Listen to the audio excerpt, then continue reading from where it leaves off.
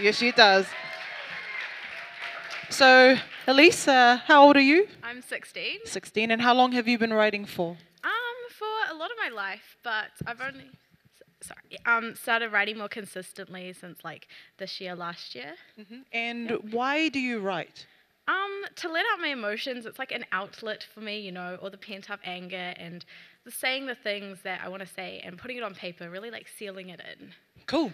Ladies and gentlemen, Elise.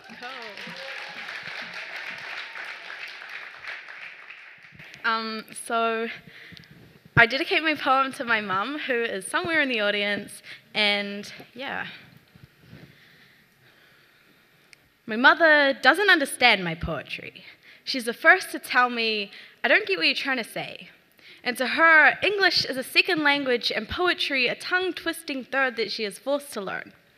I can only imagine for a woman that still pronounces library as ribrary and years as ears, it must be like lighting fire with wet kindling and a single match.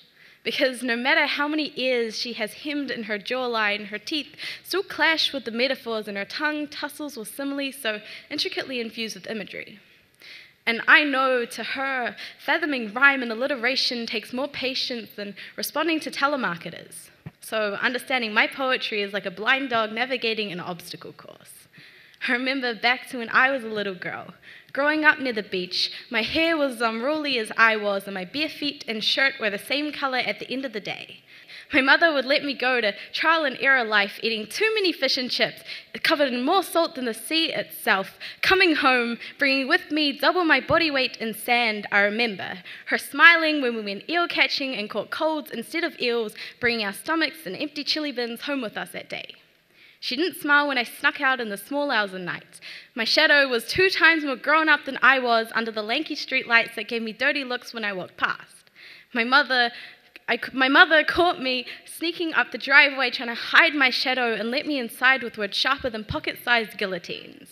And from the outside, she may seem scary, and she is fierce like a lioness, always protecting her pride. And when the beaches from my childhood change with the plumpness of the new moon and flood my eyes, she'll hand me her ears and her smile, making sure I never have sand in my eyelashes or waves forming and breaking on my lower lash line. You see, the tides of my mother's understanding go out far further than poetry.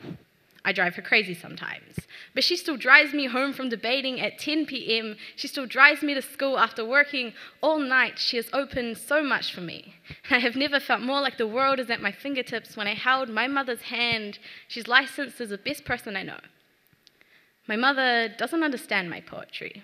She says, I don't get what you're trying to do. I tell her I'm just trying to get in enough good lines to have audiences on their feet and rigid digits clicking their blessings to my poetry. She says, I still don't understand. Why can't you say it simply? So this is for my mother. No metaphors, just the follow-through of my tongue, teeth, and lips to say, thank you.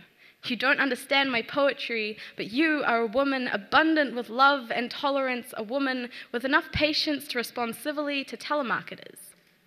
My mother doesn't understand my poetry, but whenever I write a new poem, she's the first person that wants to hear it.